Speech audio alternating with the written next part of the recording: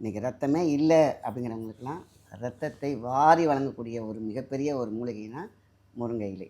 இன்றைக்கி வந்து முருங்கைனா எல்லோரும் என்ன வச்சுக்கலாம், ஓ ஏதோ மிகப்பெரிய பவுட்ரு போட்டிருக்குன்னு. அது முருங்கைக்கீரை தாங்கிறது யாருக்குன்னு தெரியல. இன்றைக்கி நேற்று இல்லை, இன்றைக்கி மஞ்சள்லேருந்து முருங்கைக்கீரையிலேருந்து இந்த கொத்தவரங்காய் சொன்னேன் பார்த்தீங்களா, கொத்தவரங்காய் முதற்கொண்டு சொல்லுவாங்க நார்மலாக கிடைக்கக்கூடிய கொத்தவரங்காய் தானே. ஆனால் இன்றைக்கி எத்தனை டன்னு வந்து முருங்கைக்கீரையாக இருக்கட்டும், கொத்தவரங்காய் இருக்கட்டும், டர்மரிக்காக இருக்கட்டும், எக்ஸ்போர்ட் போயிட்டே இருக்குது. நமக்கு தான் தெரியல. நம்ம வீட்டு கொல்லைப்புறத்தில் விளையக்கூடிய எத்தனை மரம் இருக்கும்.